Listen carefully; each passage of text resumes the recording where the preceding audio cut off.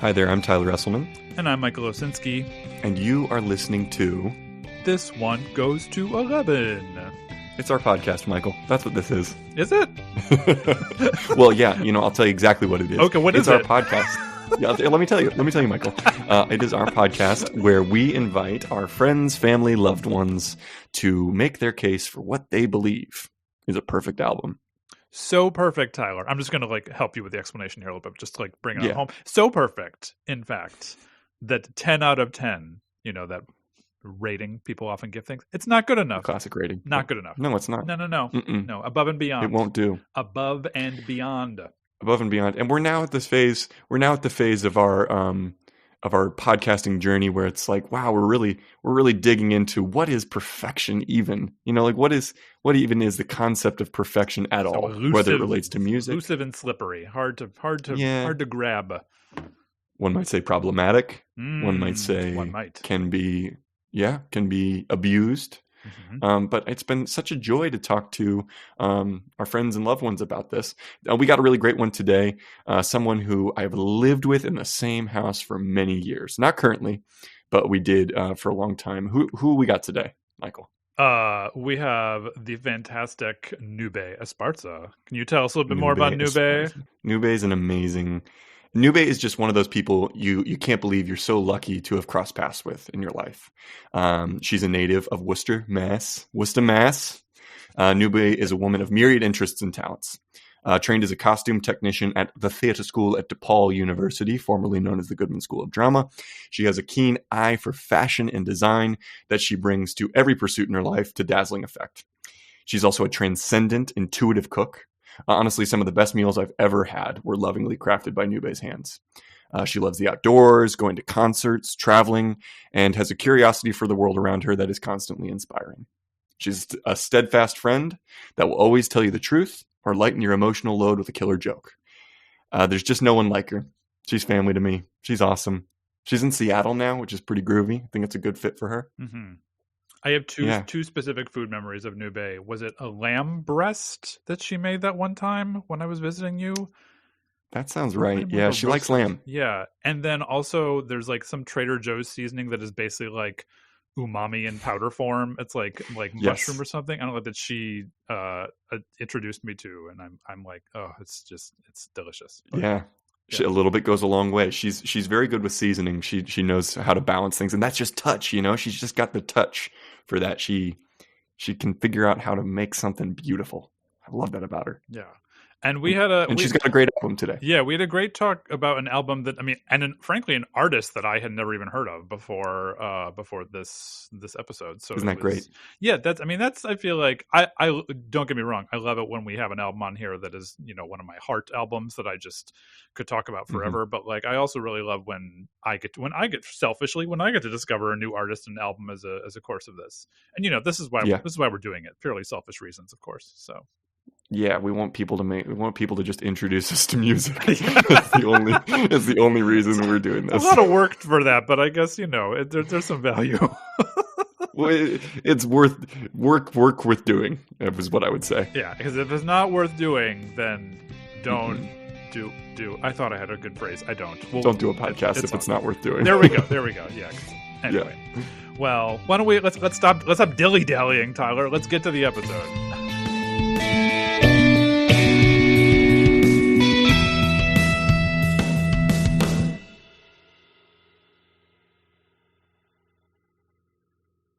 Nube Esparza, my dear friend. It me. What's up, baby? What up, babes? How you feeling? Feeling pretty good. Feeling really excited to be here. I'm honored. I'm a big fan of the show. First time caller, all that. So yeah, I'm happy to be here. In sunny Seattle, Washington? Cloudy, rainy Seattle, Washington. Yeah, absolutely. I think cloudy and rainy is the equivalent of sunny in Seattle, if I'm not mistaken. Yes, we're at a weird impasse, it seems. So I'm excited for the sun to show itself soon. I bet it will soon. Nube, welcome to This One Goes to 11. We are so honored to have you before this tribunal to make a case for what you believe is a perfect album. And I know you're going to bring the heat today. So why don't you let our listeners know what album you have brought forth before the tribunal?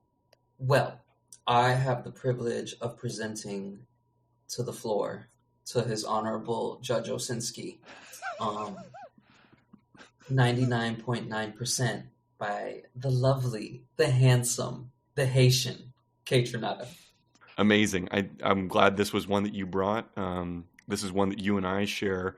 I feel like whenever I hear that kick drum, man, that makes me think about the houses we've lived in, the many, the beautiful apartments that we've shared. So I'm glad this one is one you brought. But before we get too far into it, we got a little event for our listeners who may not be familiar with Kaytranada, right, Michael? Yeah, before you make your case for this album and we evaluate your case, you get to evaluate our case. Specifically, Tyler is going to present something to our listeners called a 60-second guide to... I did this wrong already, didn't I? What's it called again? Why do I always screw this up? Oh my God. I love this. The thing. You're doing the thing. The beginner's guide.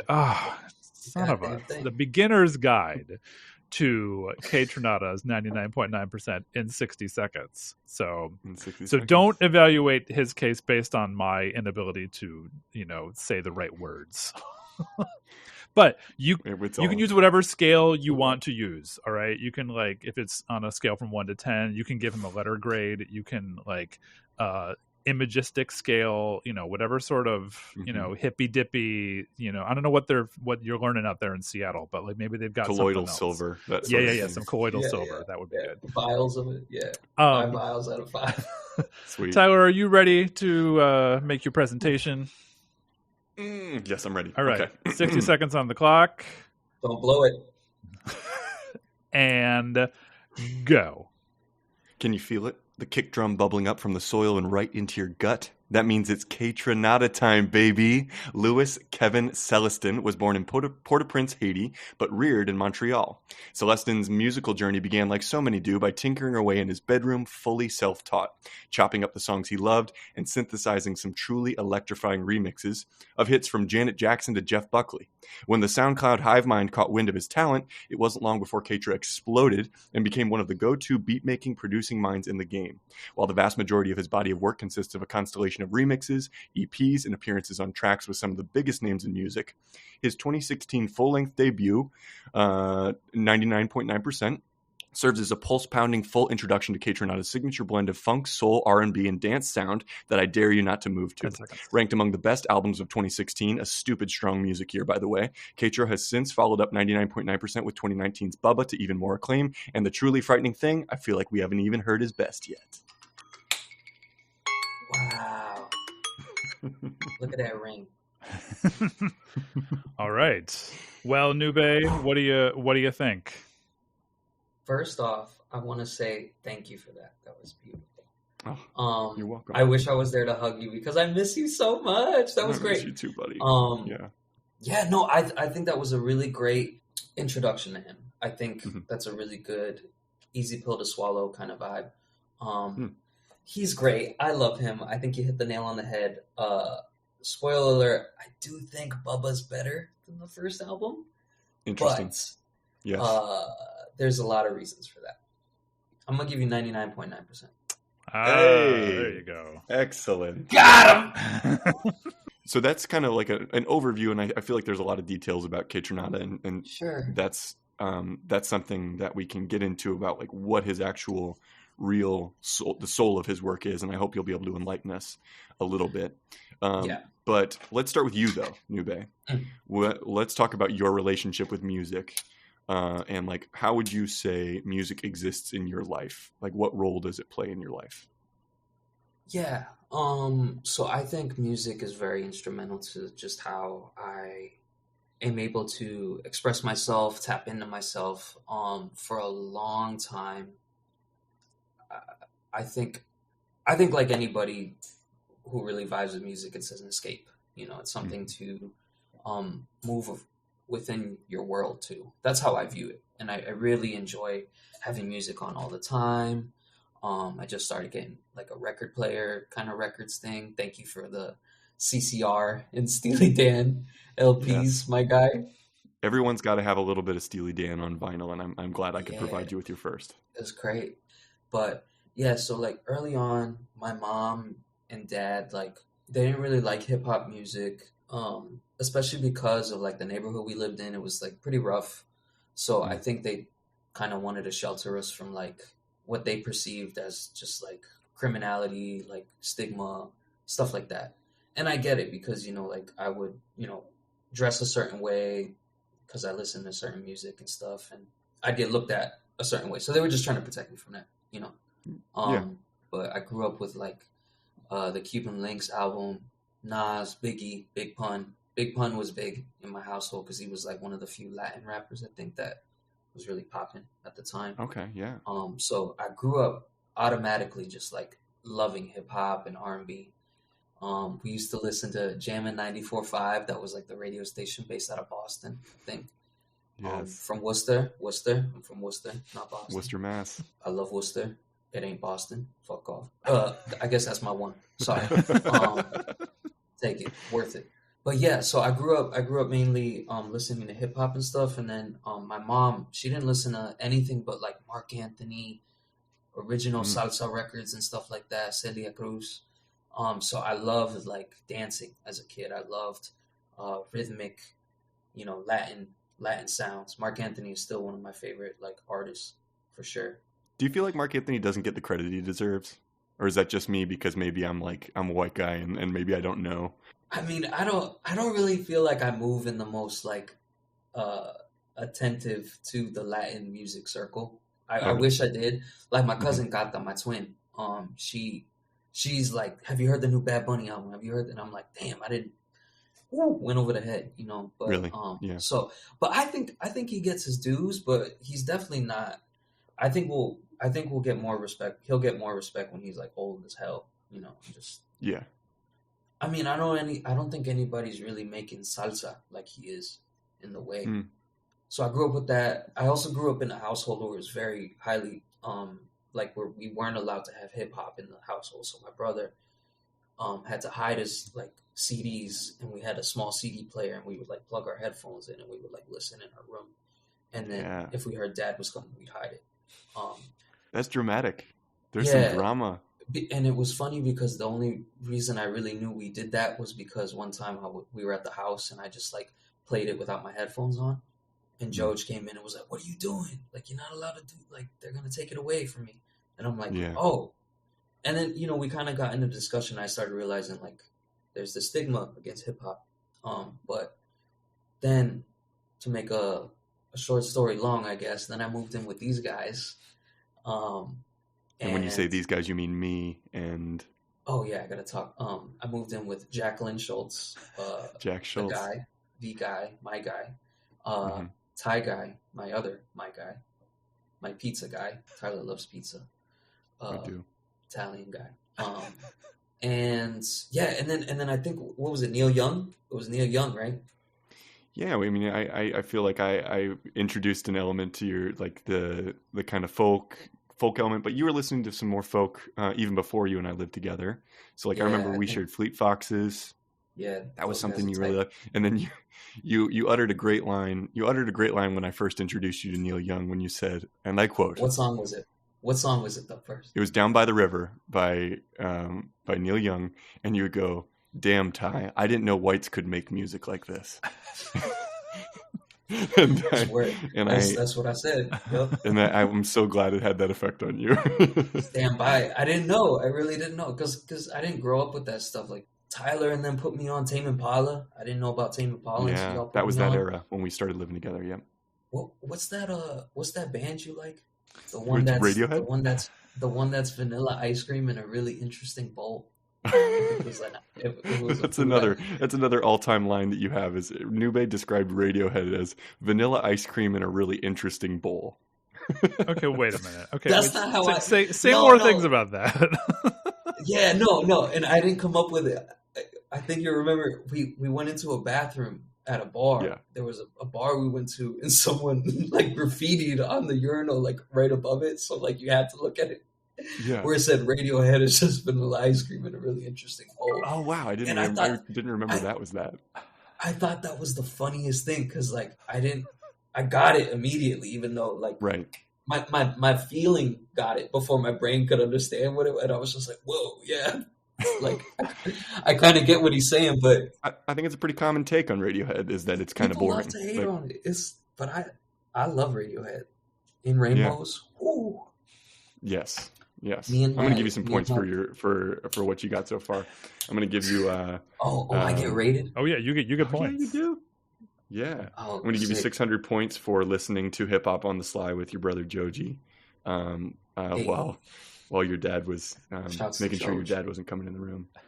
Shout out to Joj too. Listen to that. I'm going to give you 400 points for Neil Young. Neil Young changing your opinion about how white people can make music. White culture as a whole. And he is, I would say. And then let's give you another 300 points for Radiohead being Vanilla Ice Cream in a very interesting bowl. I really love Radiohead. Let me ask you a few questions about like how you listened to music when you were younger, because so many of my memories of living with you would be coming in and we had the Beats pill. That was the little speaker. The pill. Where's the pill? That was the question. Where's the pill? Where's the Beats pill? But I would walk into the house and you'd be playing something in the background. So I totally think you're spot on characterizing it. Like you always have had music on around you as long as I've lived with you and as long as I've known you. But like when you were a kid, were you an iPod person? Did you have a MP3 player of some kind? Is that how you listen to music mostly, or was it just the CDs on the boombox? I had the Walkman. That was cool. I remember the cream of the crop was the one that like didn't skip or something. We didn't have that one, so my CDs were scratched up. And then we had these things where it was like you could put I don't know if y'all remember this. It was like a CD cover that you can put on the disc so you can play through, and it would protect the disc so it wouldn't get scratched. It was like CD skins or something like that. Huh. And I bought it. I saved up all my money to buy it, and it didn't work. It was terrible. Oh no. It sounds like something that would very likely not work. And for me, it was like $25, so it was like a lot of money at that time. And I was like, and I bought the 50 pack or something. So I just had these things and I was like, what am I supposed to do with these now? Damn it. But I had that. And then I had the MP3 player. I had like a Sansa is what I think it was called. Yes. You didn't have a Zune? Joe Young had a Zune. My boy. Oh, yeah. Joe Young. But yeah, so I did that. And then I got the iPod. Now I listen to it on my phone, obviously. But back in the day, it was definitely like my laptop or, my Sansa, my MP3 player. So let's talk about Kaytranada, shall we? I mean, Kaytranada is to me, I was glad that you chose Kaytranada for your album because I think Kaytranada combines so many of the things that I feel like are characteristic about your music taste as I know it, right? Mm-hmm. So you have the hip hop element, you have the R&B element, you have the and the dance element too. So like this was you introducing me to Kaytranada was like the first time I'd ever had an entryway into dance music. You and only a few other people in my life have really introduced me in that way. So what was your first introduction to Kaytranada? And do you remember the moment that you first heard one of his songs? What was that experience like? I used to frequent blogs a lot, like a lot of music blogs that would tend to have stuff that I liked. Hypebeast.com, which was like kind of like a hub for a lot of different things at the time.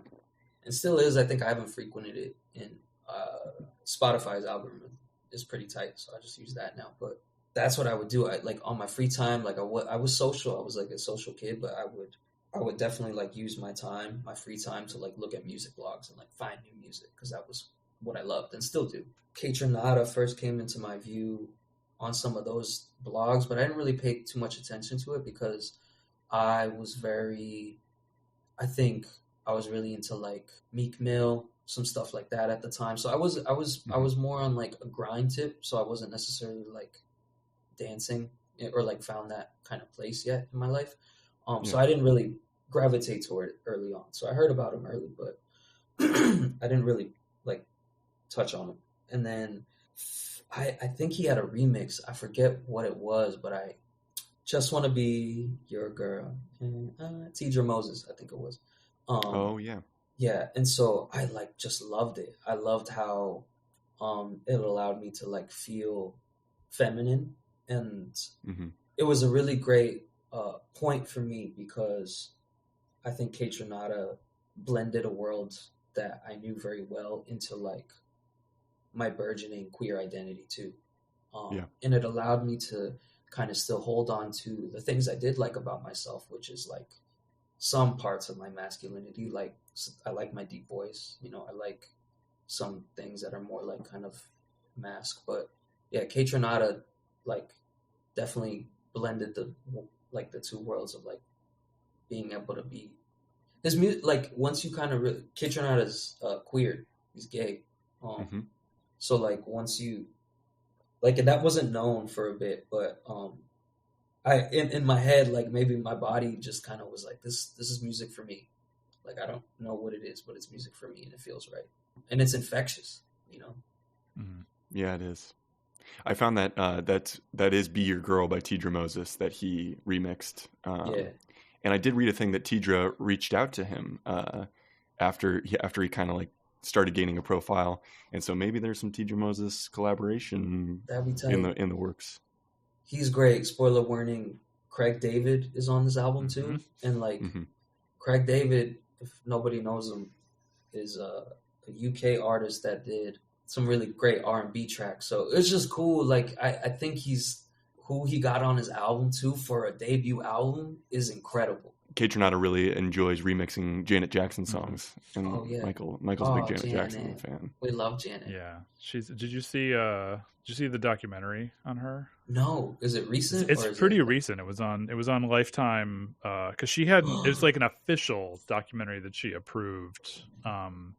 Sort of looking back wow. on her whole career, including all the stuff around her brother. It's a Lifetime documentary, so it's not going to win any awards, but like Yeah. You no know, shade on Lifetime, but all shade on Lifetime. I've never Hmm. wanted to see a Lifetime documentary more than that right there. So It's a good choice for them. Yeah. And that if it's his remix of "If" is hot. That's a hot remix right there. I want to put it on a record. My favorite music video of all time is "That's the Way Love Goes" by Janet Jackson. That's a good video. Seconded only to "Body Party" by Sierra. Also a great video. Can I have the transcript person read that back to me? Okay. We need a stenographer in here.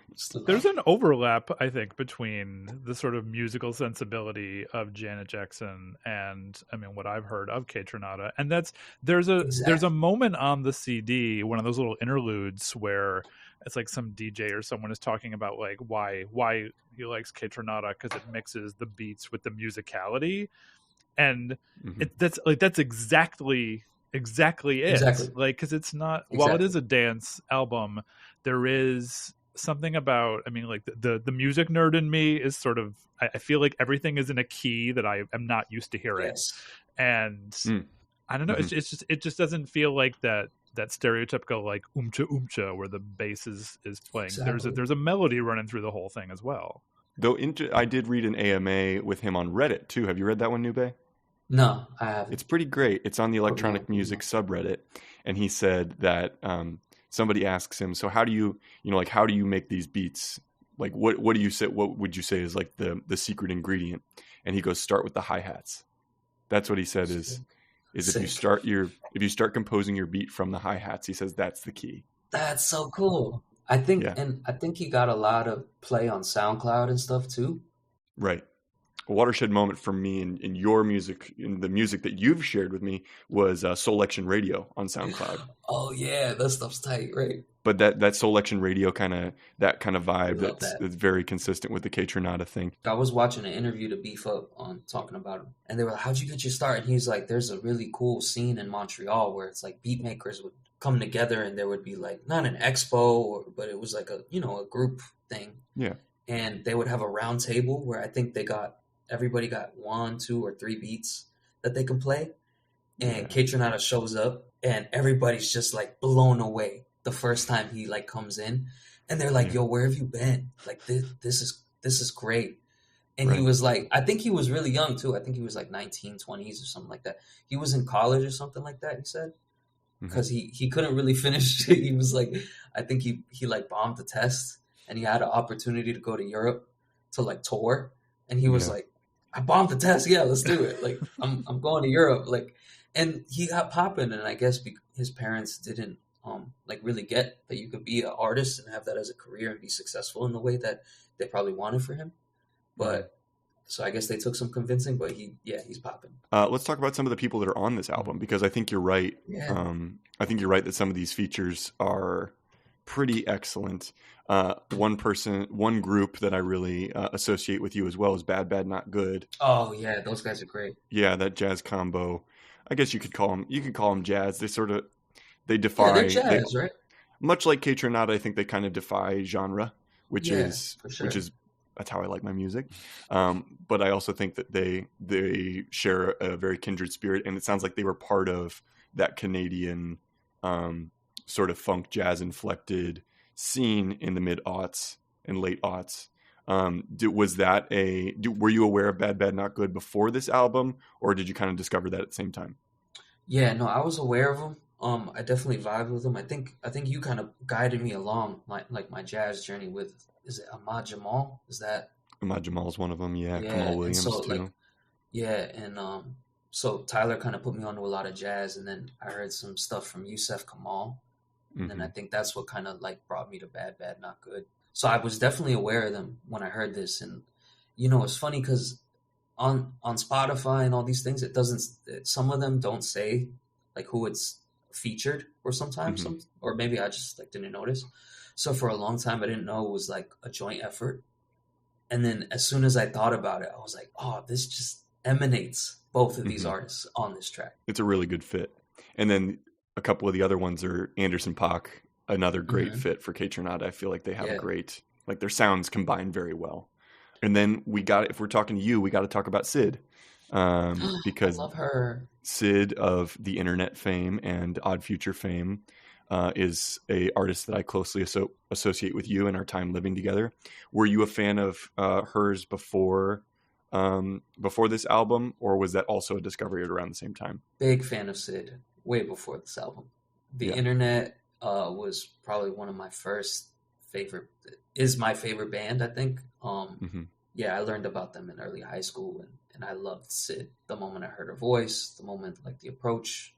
So big fan of those folks. It seems like, I mean, granted, I'm only most familiar with this one album now, but it feels like for an artist that, I mean, I would kind of even push Kaytranada over a little bit into electronic, like not just R&B and like just dance music overall. But I mean, I was trying to describe Kaytranada to my husband, and I said, I feel like Kaytranada straddles the line perfectly between a band like 07. I don't know if you're familiar with 07 at all. They're sort of like a loungy electronic band, but the thing that they've been most successful with is who they collaborate with.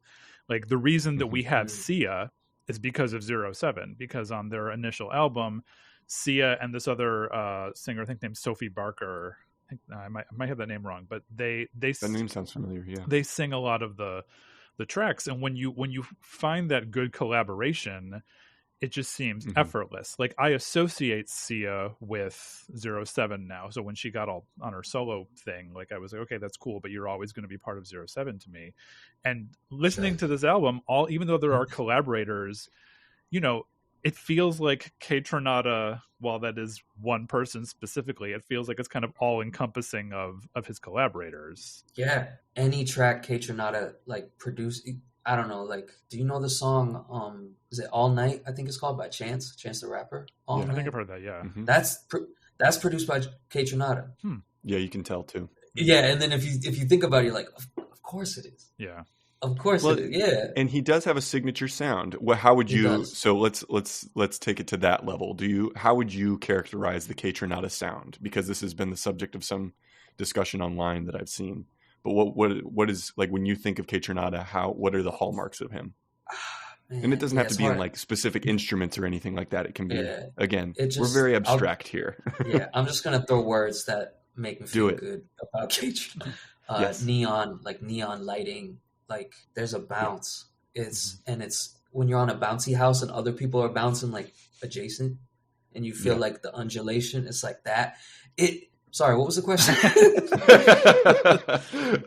You get 4,000 points for your bounce house analogy. I think that's right.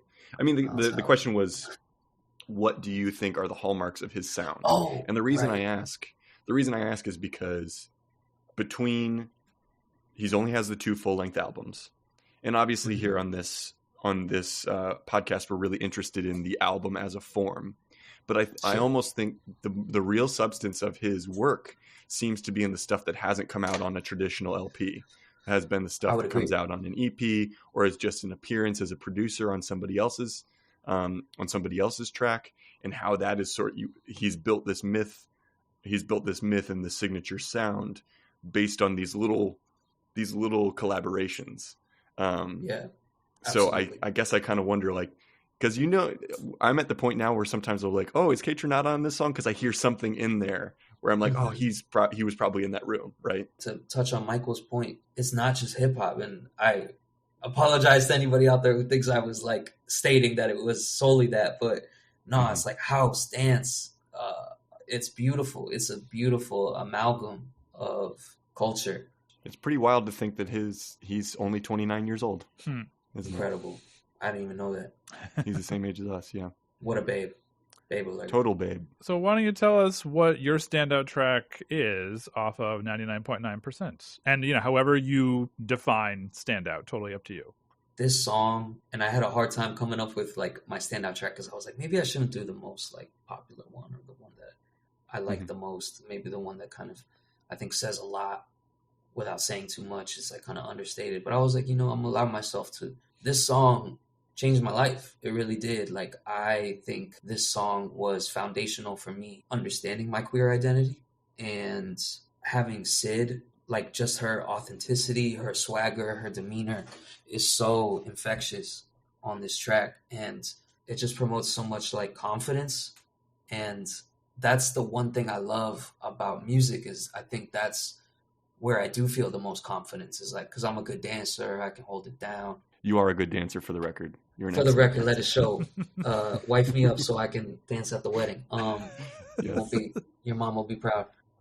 But like the confidence that I love tracks where it's like flirting tracks, essentially is what I'm getting at. Like this track is all about that. Just like courting. Like it's ill. It's like, it. Once you listen to the lyrics, please. I have a dance routine to this song, man. Like what really sets it apart is just how tender, infectious, and beautiful it can make, I think, anybody feel. All right. Well, let's give it a listen. Here's You're the One. That's the end of part 1. If you access this episode via our YouTube playlist, you're about to hear our guest's standout track. If you'd like to jump ahead to part 2, you'll find a link in the description of this episode.